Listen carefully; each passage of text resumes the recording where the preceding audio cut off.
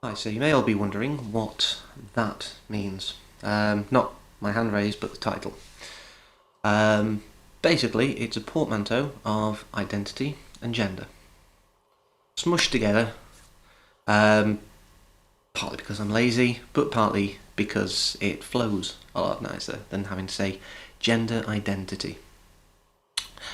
Now, you may be asking, what does this mean? Um, Gender identity is a term that's basically used to, like it says, describe how people identify with their gender. What this basically means is when you're born, you are obviously handed to your parents by the doctor and they say it's a boy or a girl. Now, that's your sex, obviously, because they've looked between your legs and gone, okay, that's one of them.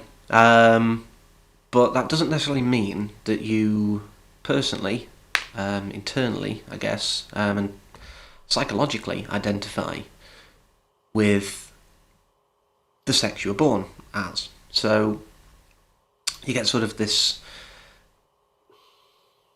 I don't know, this kind of like divide, I suppose, within yourself. And that's kind of, what we're talking about, really. I mean, obviously, there are cisgender people, which are people who, the doctor looked between the legs, and that's pretty much how they've grown up as well. So it's a boy who is a boy, pretty much. People tend to mildly fluctuate anyway, but for the most part, very much boy.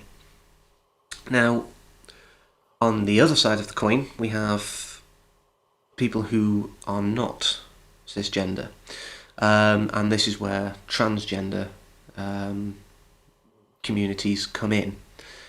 So, what that essentially means is it's anyone who doesn't fit into stereotypically what they've been born as. So that can range anywhere from agendered people who pretty much say, I don't fit into any category. I'm not anywhere on the spectrum to me, which is perfectly fine and acceptable way of being. That's as I say, some people are just more comfortable with that than fitting into any box.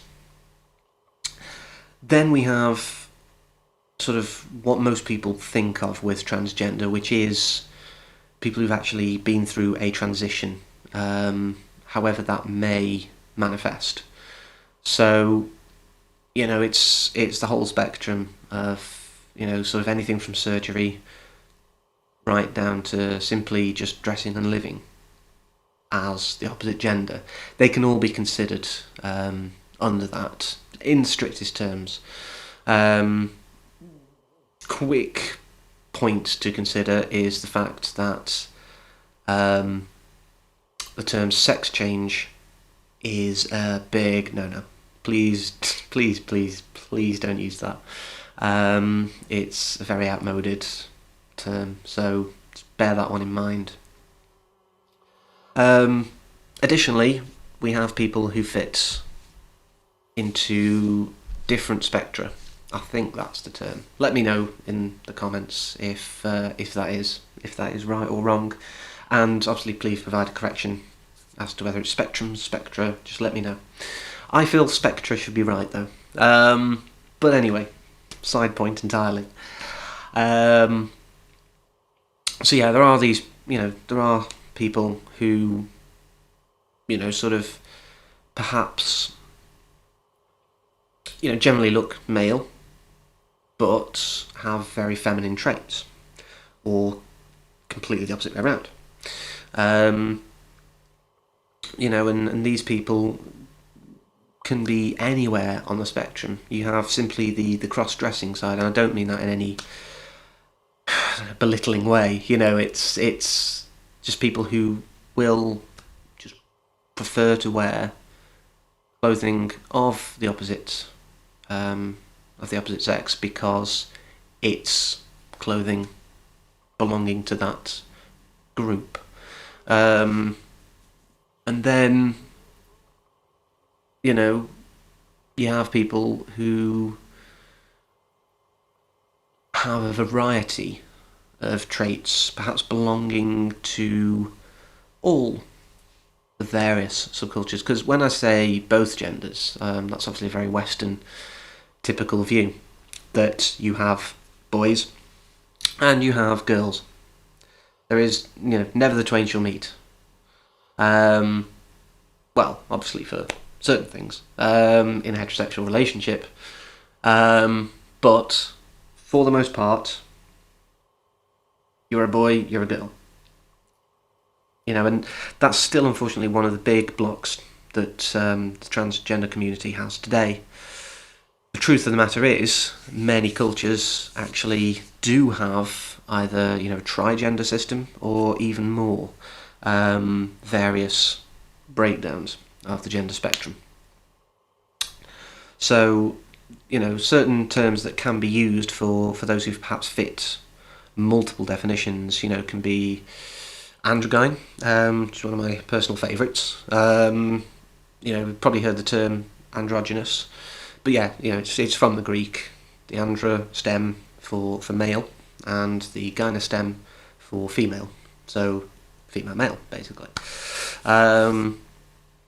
There's bigender, which again, which again sort of, I suppose, reinforces a binary gender system, which is the boy-girl schism. Pangender, which obviously then recognises a wider spectrum. And the term genderqueer, which can also be used as an umbrella for the whole shebang, really. Not to be confused with queer in the generally derogatory slang for a homosexual male. At least in my experience, I've not heard it used for a homosexual female or lesbian. But that is one of the important points about any of these breakdowns that I've mentioned. Sexual orientation, gender identity. Though that's one that really, they're like two positive or two negative poles. They don't meet. They should not meet. It's a common misunderstanding, unfortunately, of society again. But the videos like this should hopefully clear up a little. Obviously, I don't want to sort of chew your ears off or anything like that. So apologies that it's perhaps a little short. But there's plenty of reading material out there on the internet. I mean, I've put a few links in the description for you to have a bit of a read, and hopefully get a greater understanding than I've put here. But hopefully you'll sort of go away perhaps with the interest to read them.